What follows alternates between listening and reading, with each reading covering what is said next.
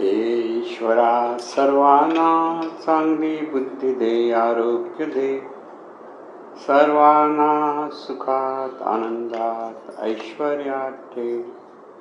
सर्वांचं भलं कर, कल्याण कर, रक्षण कर, आणि तुझे गोड नाम मुखात अखंड राह. सद्गुरुनाथ महाराज की. सद्गुरु पैमावली मातोश्री माई यांना प्रताप कृतज्ञपूर्वक वंदन. आणि आपण सर्व सद्भक्त सत्श्रोते हो, आपण सर्वांना आदरपूर्वक नमस्कार. आज सोमवार आहे आणि आपला जो विषय चिंतनाचा चालू आहे तो म्हणजे चला आपण सारे जीवन आनंदाने जगूया. सारे आनंदाने जीवन जगूया हा विचार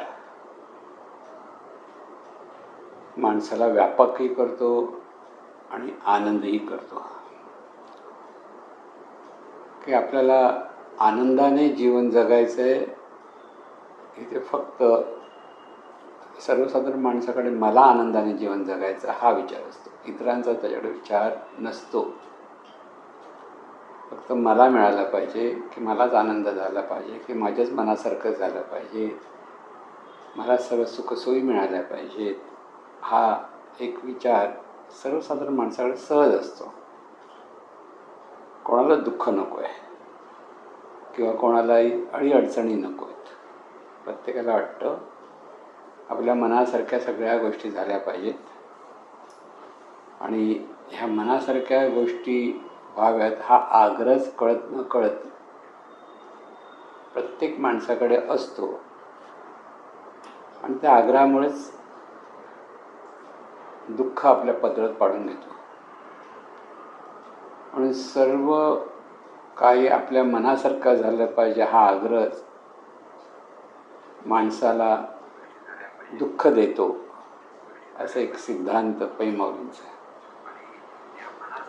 यात सूक्ष्मपणे जर एक लक्षात घेतलं तर आग्रह माणसाचा इतरांनी असं वागावं ह्यावर असतो. मनासारखं व्हायला पाहिजे म्हणजे माझ्या मनासारखं मी म्हणेन तसं इतरांनी वागलं पाहिजे, मी म्हणेन तसं लोकांनी माझ्याशी संबंध ठेवले पाहिजे चांगले, असा जो आग्रह प्रत्येकाचा असतो. पण तो आग्रह इतरांवर असतो. सर्वात लक्षात ठेवायचं की आग्रह जेव्हा आपण इतरांवर लादतो तिथेच मतभेद वाढत असतात किंवा तिथेच वादविवाद वाढतात, तिथेच भांडणं होतात आणि तिथे दुःख निर्माण होतं. म्हणून आग्रह हा सर्वात मोठा दुष्ट ग्रह आहे, असाही सुद्धा एक सिद्धांत पैमावलींचा आहे. की आकाशातले ग्रह माणसाच्या जीवनावर परिणाम करतात त्याला, आणि त्याप्रमाणे हे ग्रह आपल्याला अनुकूल झाले पाहिजेत म्हणून पूजा अर्चा किंवा कर्मकांड करत असतात. आणि ते जे ग्रह आपल्याला अनुकूल होण्यासाठी पूजा अर्चा करणं वगैरे असं सगळं जे आपण पाहतो बऱ्याच वेळेला, ते ग्रह माणसाच्या जीवनात परिणाम करतात की न करतात हा वादाचा विषय आहे, असं पै महाराजांचं म्हणणं होतं. आणि सर्वसाधारणपणे काही लोक मानतात, काही लोक मानत नाहीत. पण आग्रह हा सर्वात मोठा दुष्टग्रह आहे हे मात्र सत्य आहे. कारण आकाशातले ग्रह आपल्या जीवनावर किंवा आपल्या भविष्यावर परिणाम करतात आणि त्या पद्धतीने तुमचे ग्रह आज मला अनुकूल नाहीत असं भविष्य सांगणारे लोक सांगत असतात. मग अनुकूल नाही तर मग काय केलं पाहिजे? मग ते म्हणतात आम्ही सांगतो ते म्हणून पूजा केली पाहिजे. ती पूजा केली की ते सगळं अनुकूल होतात. हा सगळा जो भाग आहे हा भाग कोण कशी श्रद्धा ठेवते त्याच्यावर अवलंबून असतं. पण आग्रह हा सर्वात मोठा दुष्टग्रह आहे, हे मात्र सत्य वस्तुस्थिती आहे.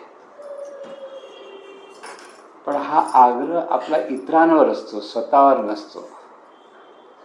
एखादी चांगली गोष्ट करायची असा जर आग्रह आपण आपल्यावर ठेवला तर त्याला निश्चय म्हणतात. आणि तोच आग्रह इतरांनी चांगलं किंवा वाईट मी म्हणतो ते आपण केलंच पाहिजे, हा आग्रह इतरांच्यावर असतो, त्याला दुराग्रह म्हणतात.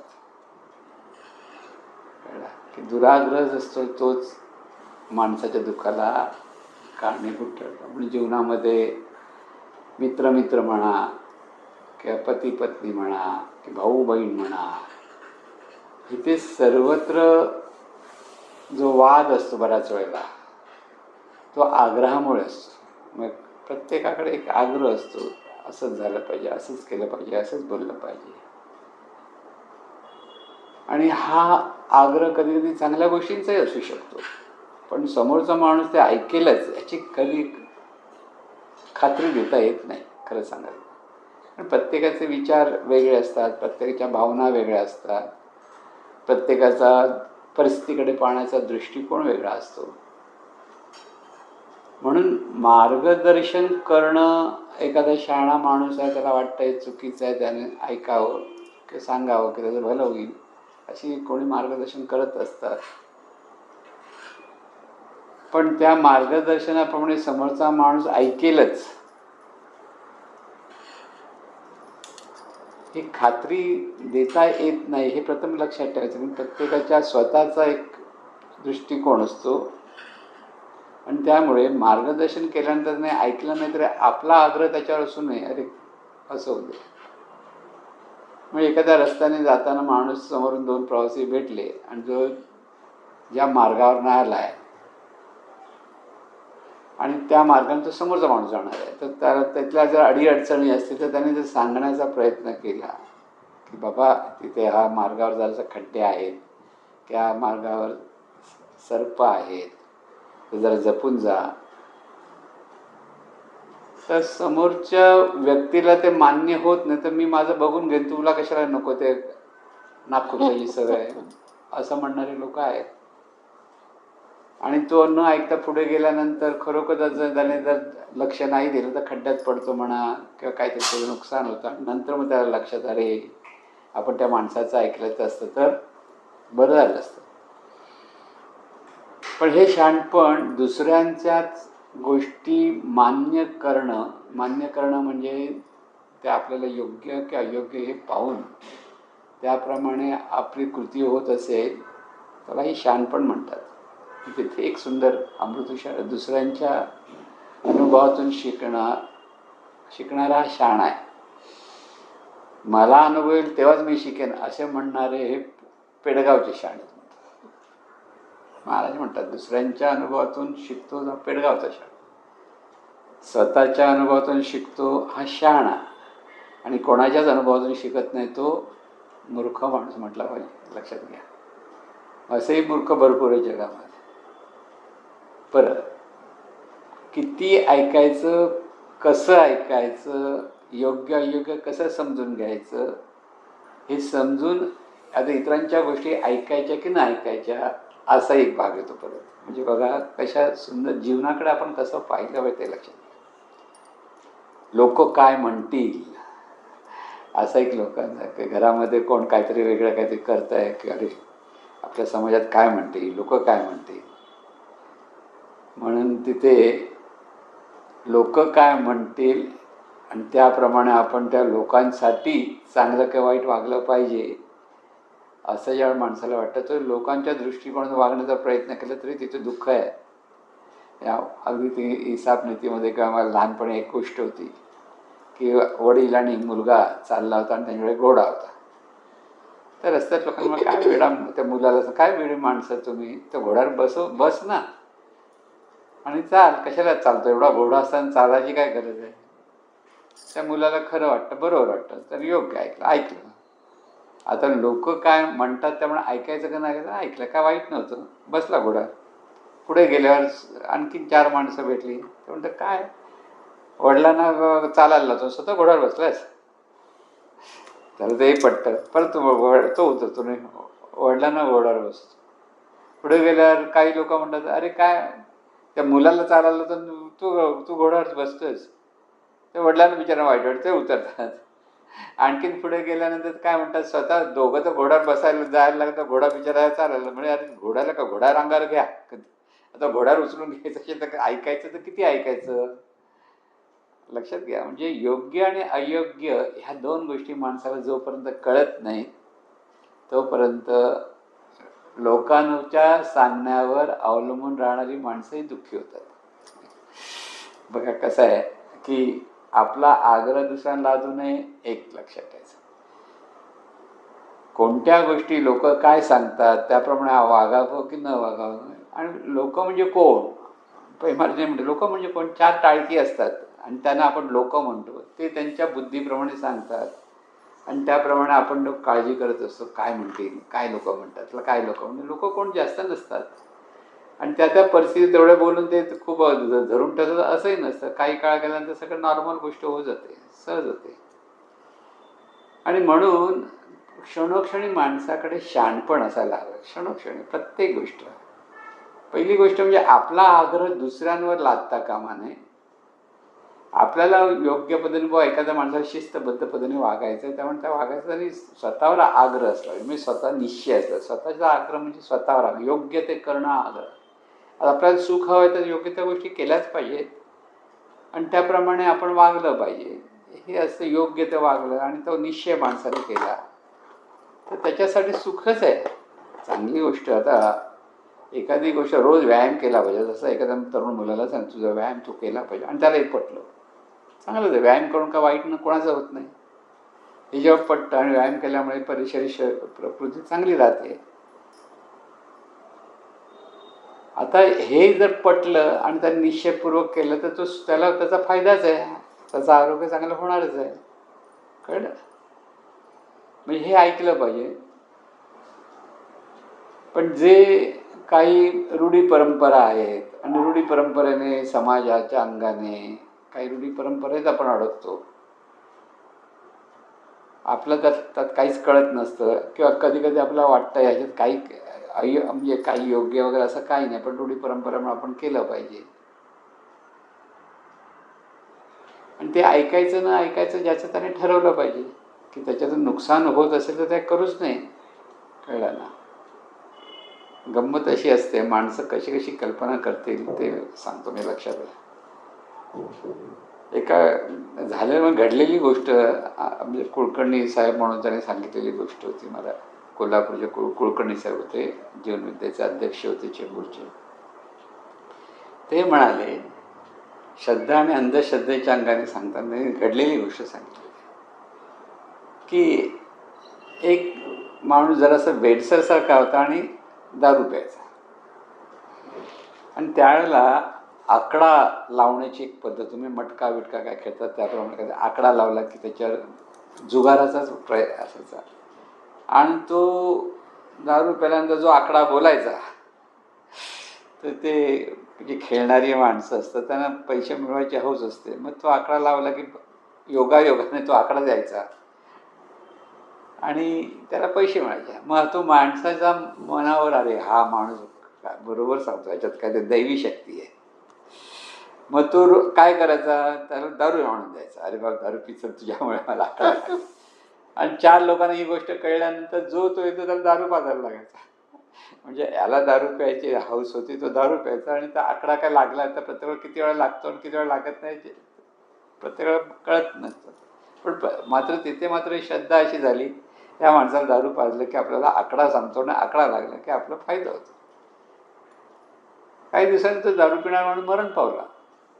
आता मरण पावला तर ज्यांची श्रद्धा त्याने काय केलं, जिथे त्याला ठेवलं तिथे एक त्याचं समाधी मंदिर बांधलं. आता समाधी मंदिर म्हटलं की त्याची पूजा करायला पाहिजे. मग पूजा करताना काय केलं, तर दारू द्यायची तिथे. मग तिथे दारू ठेवली की मग त्यांच्या मनात काही आकडा तो लावला की लागायचं की न लागायची दुसरी गोष्ट. पण त्याची पूजा ही दारूची बाटली ठेवल्याशिवाय होणार नाही ही प्रत्येकाला खात्री होते. म्हणजे आता ह्याला शहाणपण म्हणायचं की मूर्खपणा म्हणायचा. पण माणसं कोण कसं कोणती गोष्ट कसा धरतील, त्यांच्या भावनेतून कसं पाहतील, इथे शहाणपण नसेल तर हा सगळा गोंधळ आपल्याला लक्षात येतो जीवनामध्ये. हसण्याच्या सारखी गोष्ट असली तरी ती माणसं मात्र श्रद्धेने तेच करत राहतात. आणि म्हणून सारासार विचार करणं म्हणजे शहाणपण. योग्य काय आणि अयोग्य काय, अमुक एखादी गोष्ट केल्यानंतर त्याचा परिणाम काय होणार हे माणसाने नेहमी लक्षात ठेवलं पाहिजे. योग्य आणि अयोग्य गोष्ट म्हणत असताना तिचा परिणाम जर वाईट असेल किंवा त्रास देणारा होत असेल, दुःख देणारा होत असेल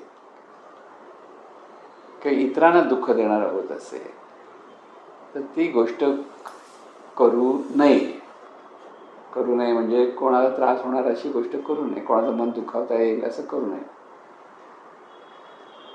हा सारासार विचार प्रत्येक माणसाकडे जर असेल तर तो सहजपणे सुखाने जीवन जगू लागतो. आपला आग्रह जो इतरांवर लादायला लागतो तर तोही दुःखी, तर तोही रागावतो, तो रागाने उलट सुलट बोलतो, त्याच्यातून वादविवाद वाटतात, संबंध दुखावतात, हे सगळं होतं. म्हणून आग्रह इतरांवर लादायचा नाही. योग्य असो किंवा योग्य असो सांगण्याचं काम करा. योग्य गोष्ट असेल तर कानावर घाला. अगदी जवळची नात्यातली मंडळी जरी असली, अगदी आपसातली, तिथे आग्रह हा कोणालाच आवडत नाही. कोणी जर आपल्याला आग्रह करतो तर कोणत्याच माणसाला समोरचा म्हणून आग्रह करतो आवडत. पण योग्य गोष्टीचा आग्रह करायचा की न करायचा असा प्रश्न काही लोक विचारू शकतात. एखाद्याचं हित आहे तर हिताच्या गोष्टी सांगितल्याच पाहिजे. हो, सांगायला पाहिजे. आता मगाशी जसं त्या प्रवाशाचं उदाहरण दिलं, त्याने सांगितलं, आता तो काय ऐकला नाही, तो गेला आणि मग त्याला खड्ड्यात पडला वगैरे, त्रास झाला, पाय मोडला वगैरे सगळं झालं. नंतर तर ते शहाणपण आलं, अरे त्याचं मी ऐकलं असतं बरं झालं असतं. म्हणजे कोणती गोष्ट ऐकायची, कोणती गोष्ट ऐकायची नाही, कुठे सावध राहायचं, कोणती गोष्ट योग्य आहे, कोणत्या गोष्टीचा किंवा कोणत्या कर्माचा वाईट परिणाम आपल्याला मिळणार, हा सारासार विचार प्रत्येकाला असला पाहिजे. पण तो सारासार विचार प्रत्येकाला असतोच असं नाही. कितीतरी खूप चांगली सुशिक्षित माणसं असली तरी त्यांच्याकडे शहाणपण असतं असं म्हणता येत नाही. तेव्हा असं कसं, चांगली ग्रॅज्युएट झालेली आहेत, डबल ग्रॅज्युएट झालेली माणसं आहेत, आपण म्हणतो सुशिक्षित माणसं आहेत, म्हणजे त्यांच्याकडे शहाणपण असलं पाहिजे असं वाटतं. पण ते तसंच असतं असं नाही. म्हणून जी जी सुशिक्षित माणसं आणि कॉर्पोरेट जगातली माणसं आहेत, खूप काम करतात आणि खूप पैसे मिळवतात. आणि खूप मिळालेला पैसा कमवताना कामाचा जो ताण येतो तो ताणातून मुक्त होण्यासाठी व्यसनं करतात. काय बघा, खूप काम करणं वाईट आहे का? नाही. पण खूप काम म्हणजे किती काम? खूप. दिवसातले किती दिवस आपण कामाचे द्यायचे असतात का? लोक मग 12 तास 14 तास देत असतील तर बाकीच्या गोष्टी करायला त्यांना वेळच मिळत नाही. मग त्याच्यातून ताणतणाव येतो, बाकीच्या लोकांशी संबंध ठेवता येत नाही, मग ताणतणाव येतो, मग त्याला बरं वाटण्यासाठी तो व्यसनाच्या मागे लागतो.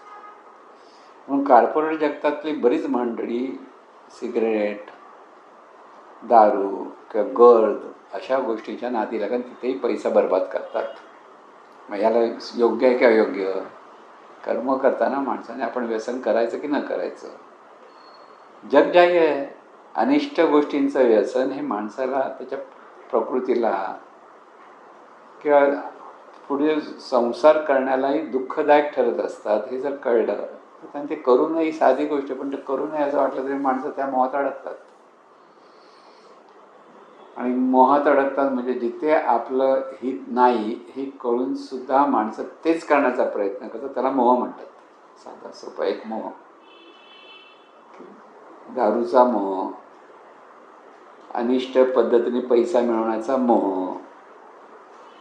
कसं असतं की तो जे काही मार्ग आहेत आपले, जे कर्म, त्याला आपण कर्म म्हणतो खरं, ते कर्म जर योग्य नसेल तर त्याचा वाईट परिणाम त्याच्या जीवनावर, पुढील आयुष्यावर पडत असतो.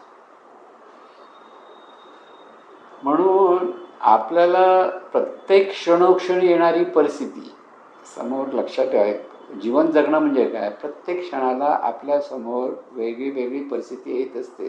परिस्थिती हळूहळू, पण परिस्थिती ही एक सारखीच नसते. परिस्थितीमध्ये सतत बदल होत असतो.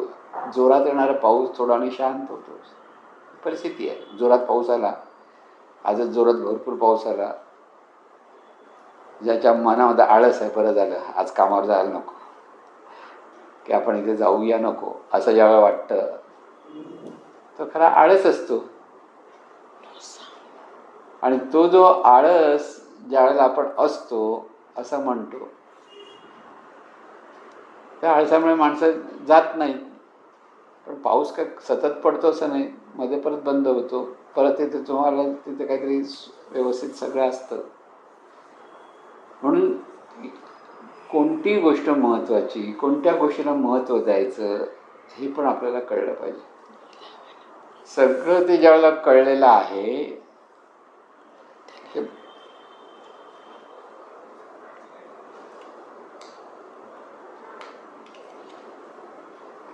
सगळ्या गोष्टी ज्या आपल्याला योग्य कळल्या पाहिजेत हे लक्षात आहे. म्हणून बऱ्याच गोष्टी योग्य का अयोग्य हे ग्रंथाच्या वाचनातून आपल्याला कळतं, की एखाद्या शहाण्या माणसाच्या मार्गदर्शनातून कळतात. म्हणून अशा वेळेला अशा लोकांचं मार्गदर्शन घेणं, जे कळतं की कळत नाही वाटतं, कन्फ्यूज होतो, करूया की नको करूया, हे योग्य का अयोग्य. म्हणून ज्या वेळेला आपण म्हणतो तरुण मंडळी आणि प्रौढ मंडळी, जनरेशन गॅप असं ज्या म्हणतो ना, म्हणजे विचार करण्याची जी पद्धत आहे त्याच्यामध्ये फरक पडत असतो. पण योग्य आणि अयोग्य हे सतत तसंच असतं. योग्य ही योग्यच असते गोष्ट आणि अयोग्य ही अयोग्य असते. आणि त्यामुळे जरी परिस्थितीत बदल झाला तरी जे योग्य ज्या गोष्टी आपल्याला माहिती आहेत त्या योग्यच असतात. आणि त्यामुळे ह्या योग्य आणि अयोग्य म्हणजे सार आणि असार ह्याच्याकडे आपली दृष्टी असली पाहिजे. आणि अशीच माणसं आपण म्हणतो सुखी होतात, जे योग्य त्या गोष्टींचा निवड करतात आणि निश्चयपूर्वक त्या गोष्टी आपल्या जीवनात आचरणात आणतात. अशी माणसं सुखी असतात, समाधानी असतात. पण आळस किंवा एखाद्या गोष्टीचा सतत करण्याचा कंटाळतात. एखादी गोष्ट सतत केली तर ती सतत केल्यामुळे ती करावी असं वाटत नाही. सतत कंटिन्यू म्हणजे सतत करत बसलाय, सतत एखादा माणसा गाणं आवडतं गाणंच गात बसा. एकदा गाणं घेतलं आवडेल, परत दुसरं गाणं आवडलं, तिसरं, पण नंतर ते गाणं म्हणतात घसा दुखायला लागला, त्रास व्हायला, तर तिथे थांबलं पाहिजे.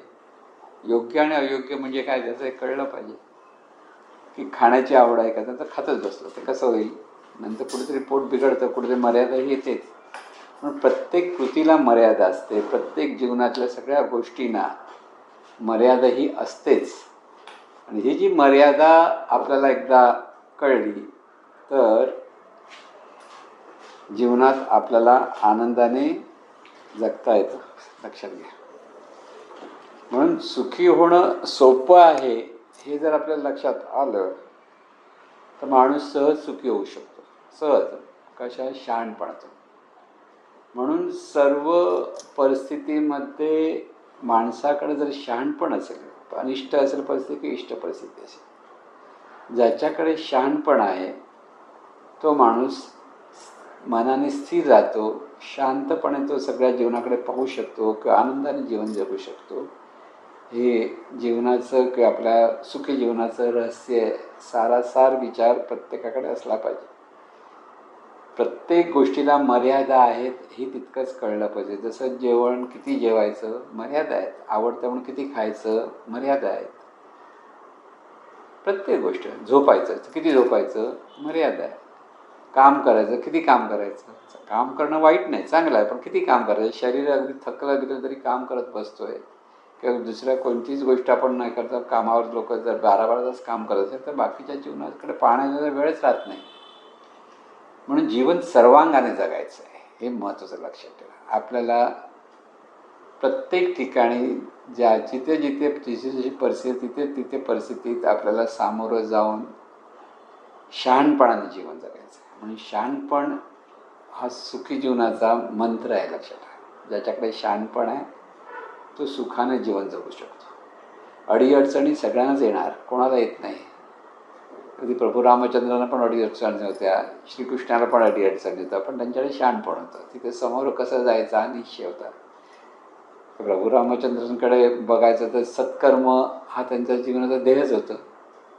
पण सत्कर्म सत्कर्म म्हणताना त्यात सत्कर्म आणि दुष्कर्म ह्याचा कुठे कुठे फरक पडतो. सीतामाईला अग्निपरीक्षा लावायला देणं कोणासाठी? लोकांसाठी. लोक काय म्हणतील. आणि तिथे सीतामाईला त्रास दिला. खरं सांगायचं हे योग्य की अयोग्य? आजच्या जीवनात प्रश्न विचारला तर लोक अयोग्य म्हणतील. अरे आजच्या काळात पत्नीला त्रास दिला, कोर्टात खेचलं पाहिजे असं होऊ शकतं ना. म्हणजे परिस्थितीनुसार ह्या गोष्टी बदलत जातात. पण तिथे त्या त्या परिस्थितीवर आपल्याला शहाणपणाने कसं जीवन जगायचं हे कळलं पाहिजे. म्हणजे सगळ्यात महत्त्वाचं म्हणजे क्षणोक्षणी शहाणपण. चांगल्या गोष्टी करायलाही मर्यादा आहेत.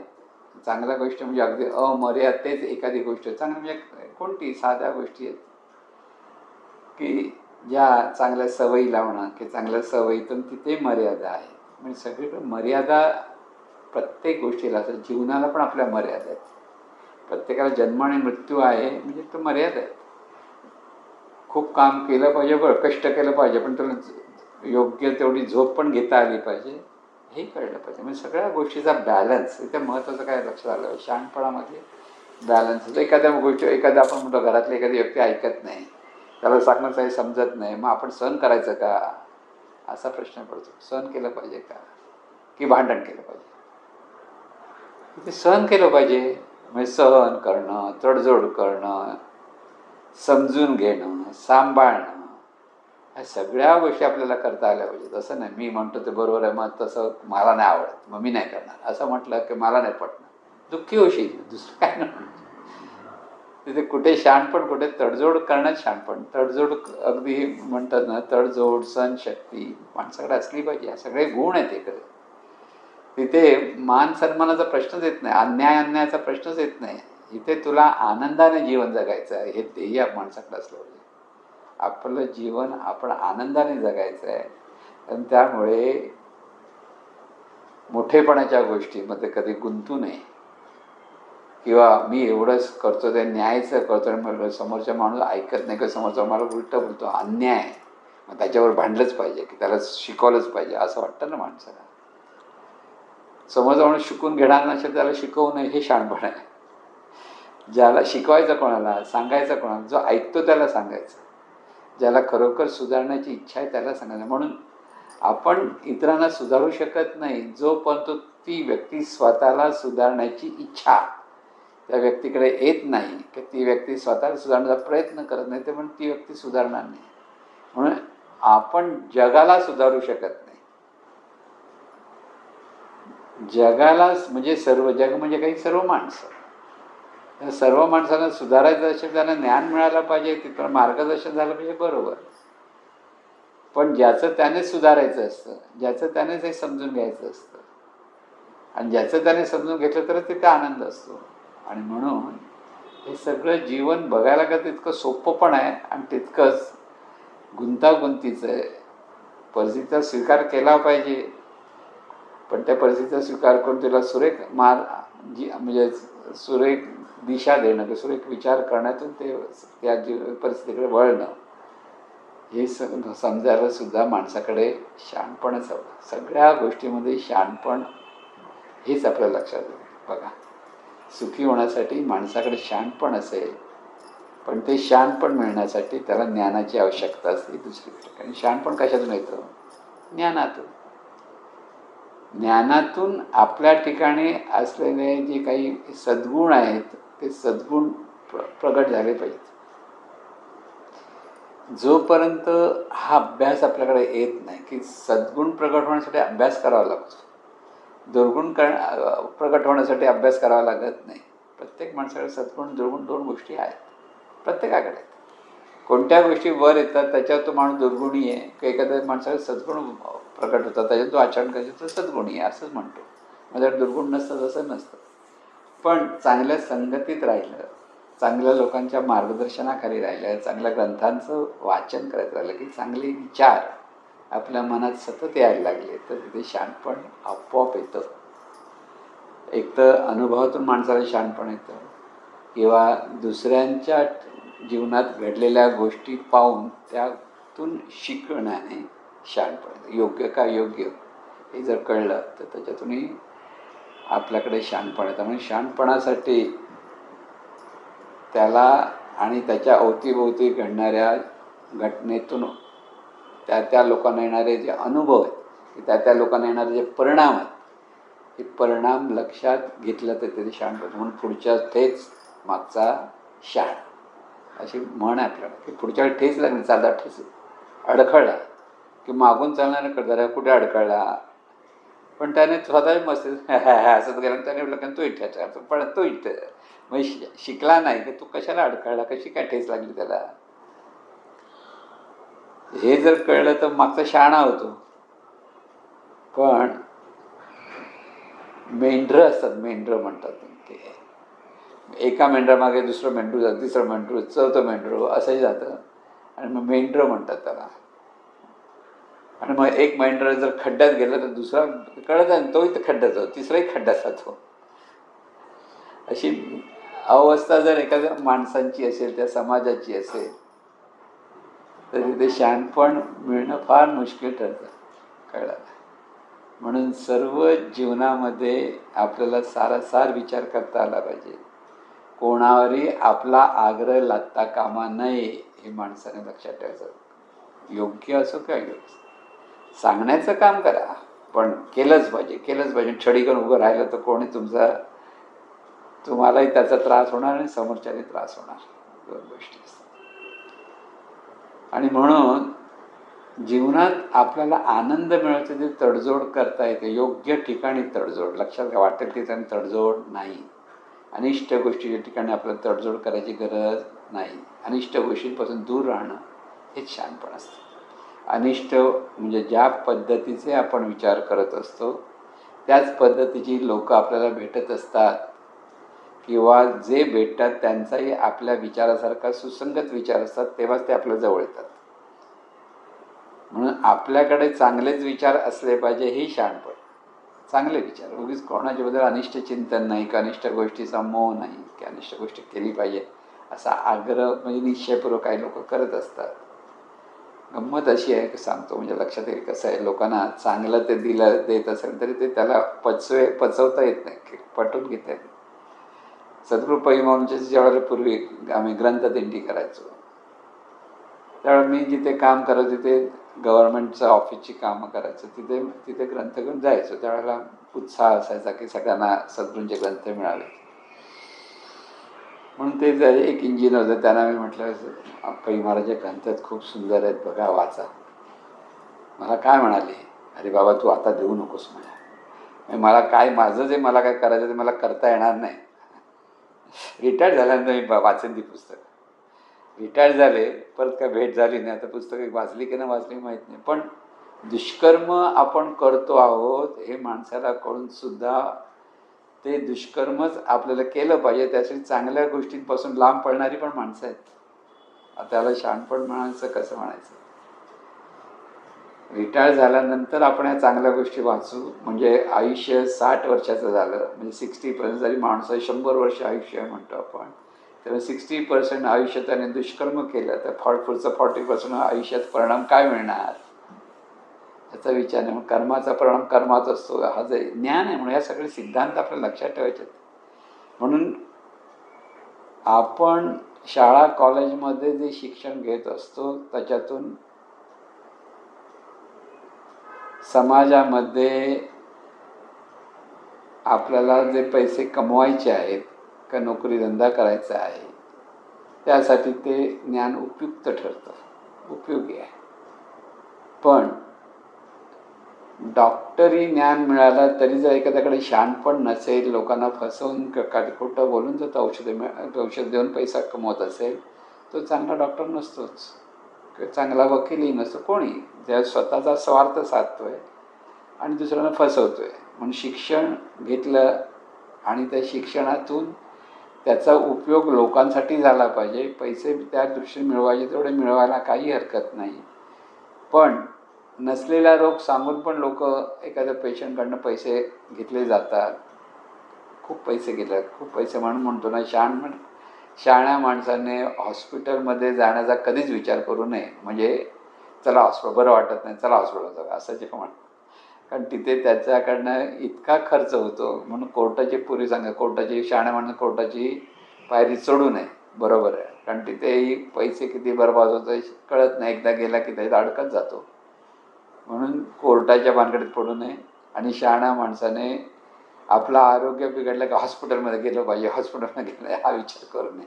ठणठणीत राहा आणि आनंदाने जीवन जगावं. चांगलंच होणार हा विचारच आपल्याला सगळं चांगलं घडवतो. म्हणून आरोग्य हे चांगलंच आहे आणि चांगलं होतं. म्हणून परमेश्वराचे नेहमी आभार माना. आज आपण आरोग्य आपल्याकडे आहे, आपण चांगलं हलतोय, चालतोय, बोलतोय, सर्व सुदृढ सशक्त आहोत. तिथे परमेश्वराचं कृतज्ञता व्यक्त करायला शिकले की देवा, खरोखर तुझ्यामुळे मी आज आनंदात आहे. तुझ्यामुळे हे जीवन आपण आनंदाने जगतो आहोत. तिथे कृतज्ञतेने स्मरण करा, परमेश्वराकडे कृतज्ञता व्यक्त करा आणि अधिकाधिक चांगलं जीवन आपण जगू शकतो हा विचारही तिथे धारण करा. विचार करा, अधिकाधिक चांगलं जीवन मिळालं. चांगला विचार हा आकाराला जेव्हा येतो तेव्हा जीवन चांगलंच घडतं. म्हणून प्रत्येक क्षणोक्षणी आपल्याला शहाणपण मिळावं हाही विचार माणसाकडे असला. आपल्याला चांगलं आरोग्य मिळावं हाही विचार असायला पाहिजे. तुम्हाला हे स्वार्थी विचार आहेत. हा स्वार्थी विचार नाही, असा हा स्वार्थ म्हणजे आयुष्यात आपल्याला चांगल्या गोष्टी मिळाल्या पाहिजे, फक्त मला मिळालं पाहिजे असा विचार. आपल्याला म्हणजे आपल्याबरोबर सर्वांना चांगल्या गोष्टी मिळाल्या पाहिजे. आपल्या सर्वांचं जे शरीर आहे त्याच्या शरीराला सुदृढ, सशक्त, आरोग्यशीर आणि कार्यक्षम असलंच पाहिजे. जर शरीर कार्यक्षम नसेल तर हातपाय दुखत राहतील, उठता बसता येत नसेल तर माणूस सुखी राहू शकत नाही. साध्या गोष्टी आहेत या, पण खूप महत्त्वाच्या आहेत. आरोग्य हे अगदी ठणठणीतच असतं आणि त्यासाठी माणसाने प्रयत्नशील राहायला पाहिजे. मग आपलं खाणं पिणं व्यायाम हे सगळं प्रत्येक माणसाने, म्हणजे हे शहाणपण आहे. ते जितकं काही लोक मग कंटाळा करतात, आता नको उद्या करूया, ते परत प्रकृती बिघडते. म्हणून योग्य ते खायचं आहे, योग्य तो व्यायाम आपल्याला करायचा द्यायचा आहे शरीराला. योग्य ते कष्ट शरीराला द्यायचेच असतात. कष्ट केल्याशिवाय चांगलं फळ हातात आहे ना. चांगल्या गोष्टीसाठी कष्ट करा, कष्ट करण्याची तयारी करा.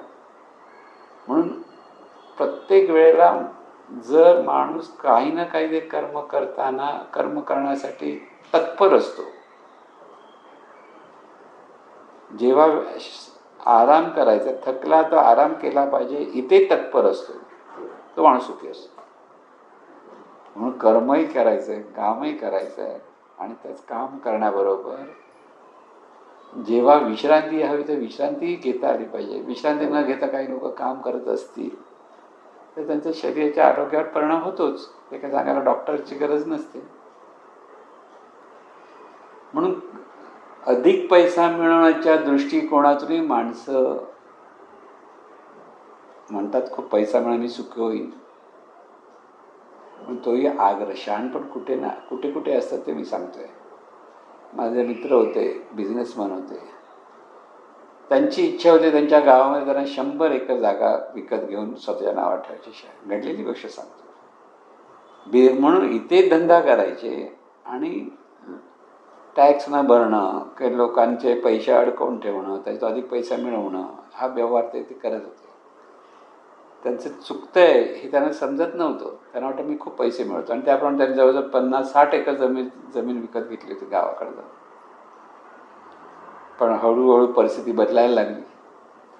लोक त्यांना पैसे देण्याचं सावध व्हायला लागले की याच्याकडनं परत पैसे मिळत नाही, हे मिळत नाही. आणि त्याच्यातून धंद्यामध्ये ज्यावेळेला त्यांच्या प्रतिकूल परिस्थिती निर्माण होते त्यांच्या मनावर टेन्शन यायला लागलं. त्यांची झोप उडाली. शेवटी अचानक त्यांची स्मृती जायला लागली. म्हणजे कशी वाईटपणा होतात. म्हणजे गाडीमध्ये बसलं तर थोडं आपण कुठे जायचं हेच त्यांना कळलं. एकदम स्विच ऑफ होतो ना, तसं व्हायला. कारण त्यांच्या मेंदूमध्ये गाठ निर्माण झाली आणि शेवटी त्या गाठीचा परिणामी त्यांचा मृत्यू झाला. अगदी 50च्या आत मृत्यू झाला. मिळवलं काय? 70 एकर जमीन जिथे होती तिथेच राहिली. पैसा तो तिथं राहिला, पण लोकांच्या शिवाय शापमंत्र घेऊन गेले की हा फसवणारा माणूस आहे. आपण मिळवलं काय? काहीच मिळवलं नाही. पैसाही मिळवला, तोही इथे राहिला, जमीन घेतली ती तिथे राहिली आणि तिथेच मृत्यू झाला. म्हणून ह्या सगळ्या गोष्टीतून, म्हणून म्हणतात आहे जीवनामध्ये ह्या घडलेल्या गोष्टी पाहिल्या की माणसाने शान दुसऱ्यांच्या अनुभवातून शिकता आलं पाहिजे आपल्याला. ह्याही गोष्टीकडे लक्ष ठेवा की नुसतं माझाच अनुभव जातो मी मानेन, बाकी मला माहीत नाही. नाही, दुसऱ्यांचे पण काही चांगले अनुभव असतात. वाईट अनुभव चांगले कशामुळे येतात हे ज्या माणसाला कळतं तेव्हा माणूस शहाणा होतो. म्हणून दुसऱ्याच्या अनुभवातून शिकतो तो शहाणा. म्हणजे काय, जो ज्ञान सर्व बाजूने ज्ञान ग्रहण करतो आणि ज्ञानातून आपण कसं वागायचं हे त्याला कळतं, तर तो शहाणा. तर ते शहाणपण असतं आणि ते शहाणपण सर्वांना प्राप्त हो अशी सद्गुरूचरणी प्रार्थना. आणि आपण सर्व आनंदाने जीवन जगूया हीच इच्छा आपल्या मनामध्ये सतत असावी आणि त्याच्यातून आपण जीवन आनंदाने सहज जगू शकतो. सहज सगळ्यांना आनंद प्राप्त व्हावा हीच सद्गुरूचरणी प्रार्थना. हे ईश्वरा सर्वांना चांगली बुद्धी दे, आरोग्य दे, सर्वांना सुखात आनंदात ऐश्वर्यात ठेव. सर्वांचं भलं कर, कल्याण कर, रक्षण कर आणि तुझे गोड नाम मुखात खंड राहू दे. सद्गुरुनाथ महाराज की जय.